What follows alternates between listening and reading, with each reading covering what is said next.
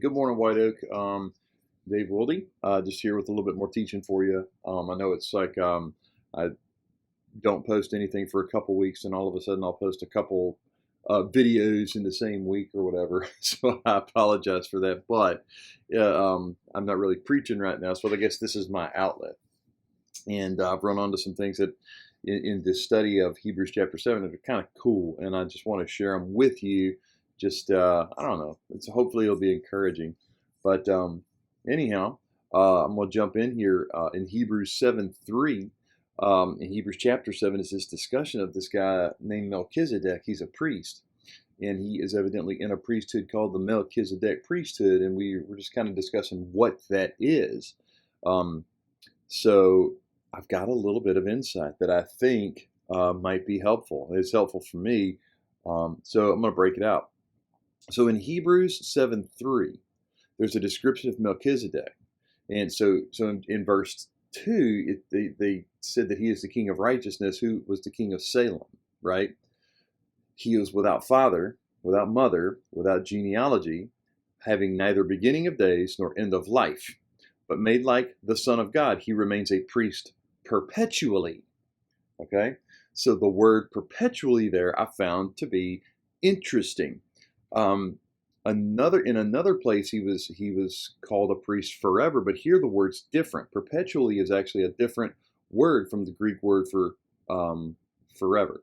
So the word is dienekes, and it means literally something that it is brought forth, like it's continually brought forth.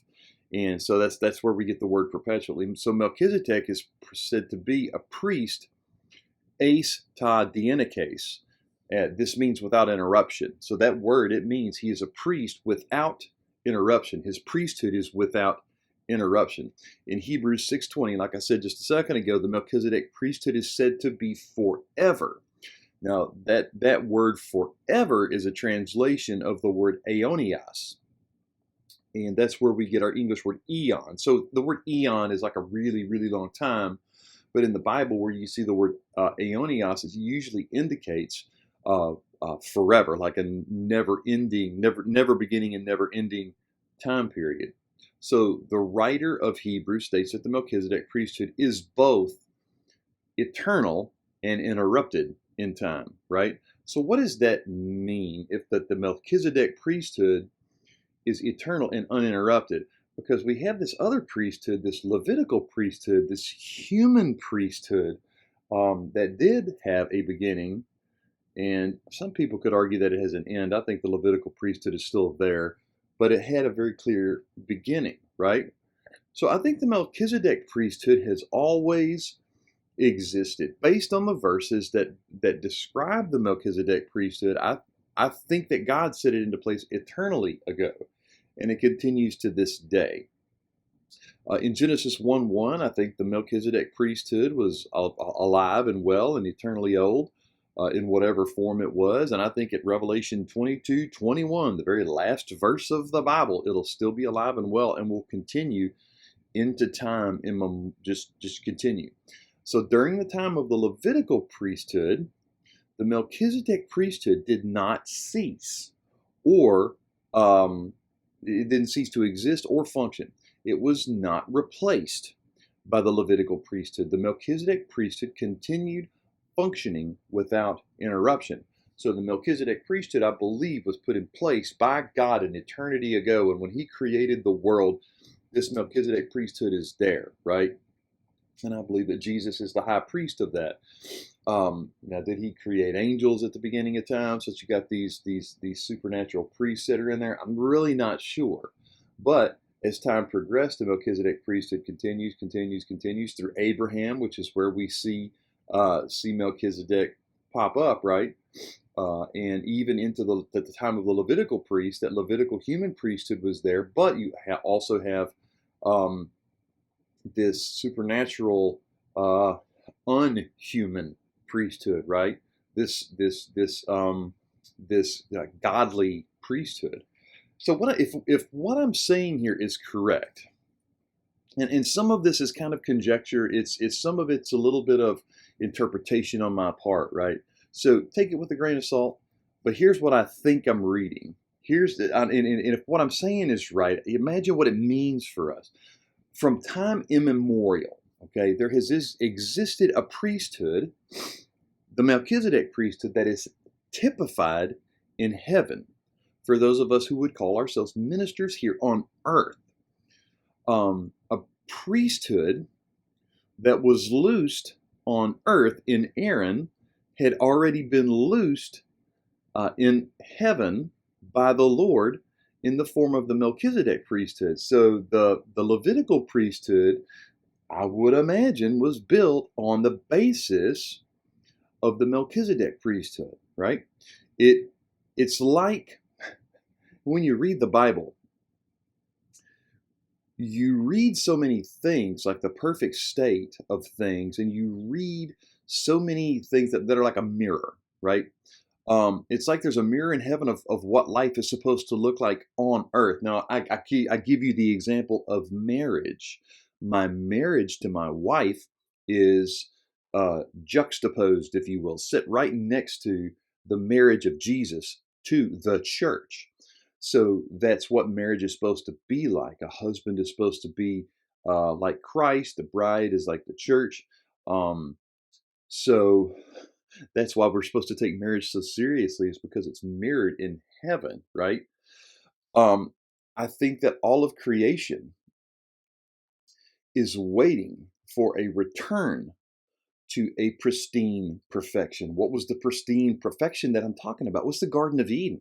If you think about the Garden of Eden, um, it was complete perfection there, right? And I think that creation is trying to get back. It's longing, it's groaning. In fact, Romans 8 talks about the fact that the earth is groaning, right? And it says in Romans 8:16 through 25, the Spirit Himself testifies with our spirit that we are children of God. And if children, heirs also, heirs of God and fellow heirs with Christ, if indeed we suffer with him, so that we may also be glorified with him. For I consider that the sufferings of this present time are not worthy to be compared with the glory that is to be revealed to us. The glory that is to be revealed to us, right? For the anxious longing of the creation waits eagerly for the revealing of the sons of God. For the creation was subjected to futility, this sin that has come upon creation, right? Not willingly, but because of him who subjected it, in hope that the creation itself will also be set free from its slavery to corruption into the freedom of glory of the children of God. For we know that the whole creation groans and suffers the pains of childbirth together until now. And not only this, but also we ourselves, having the first fruits of the Spirit, even we ourselves groan within ourselves, waiting eagerly for our adoption as sons, the redemption of our body. For in hope we have been saved, but hope that is seen is not hope, for who hopes for what he already sees? So the original state of the world was that of the Garden of Eden. That's where we started. You look at where we started, how's it going, right? Not great. It was a state of perfection, a state of bliss. There's no war, no poverty, no disease, no COVID-19, right? You have to wear a mask in the Garden of Eden. That would have just been stupid. There might have been even no hurricanes and no earthquakes. Earth living in perfect harmony with itself and its inhabitants, between itself and its inhabitants. The earth rested, and all of creation enjoyed God's presence. This is that perfect state of the garden. We are waiting for the new Jerusalem, which will be a fusing of heaven with earth in a return to this glorious Edenic experience, right? Now, I'm no hippie, okay? I'm going to risk sounding like one here, okay? I'm going to risk sounding like a tree hugger or an earth hugger or whatever. I do believe we need to take care of our environment, but um, some people I feel like they deify the earth, and that's not what I'm trying to do here. But I think nature has a long memory, okay? Everything on earth is like a reflection of that which is in heaven, but it's a corrupted image that we see. So when the Garden of Eden looks in the mirror, right? When the Garden of Eden looks in the mirror And what it sees looking back is earth, our existence, right? So it's like the everything that's in heaven is mirrored on earth, but it's this corrupted image, this corrupted um, opposite, like the evil twin almost, right? Because sin has twisted and turned everything, right?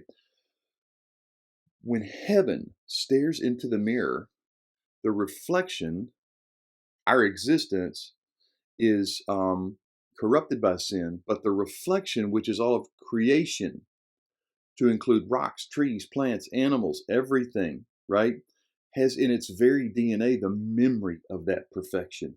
So the image, the pre-image, right? God is the pre-image, or heaven is the pre-image. Looks in the mirror and there's the image, or the image of heaven, right? The reflection. The reflection wants to get back to the pre-image, right? The reflection wants to get back to the original. I think all creation secretly and quietly is groaning and aching for the mirror to just be shattered and for the pre-image to touch, right? You get close to a mirror, your image touches the pre-image, right? And the image wants to rejoin the pre-image, or the pre-image wants to rejoin the image. We're aching for that bad reflection and the perfect source of the reflection to come together again, right? We want heaven and earth to come back together in the Garden of Eden. This will result in our healing and a lasting communion with the Lord, right? That's what's going to just break out, right? Perfect harmony is going to be back. So at the end of all this, I think that the Melchizedek priesthood itself, when we read this, this is the pre-image of earthly ministry. This is the pre-image of what the church is supposed to look like and how we're supposed to minister. And that's the ministry that we're trying to get back to, right? The ministry isn't trying to look like any mega church or any big time famous pastor. It's just trying to look like the church as we read it in the Bible. And every pastor is trying to look like Jesus, or we should be trying to look like Jesus. So, anyways, just a few thoughts on the Melchizedek priesthood.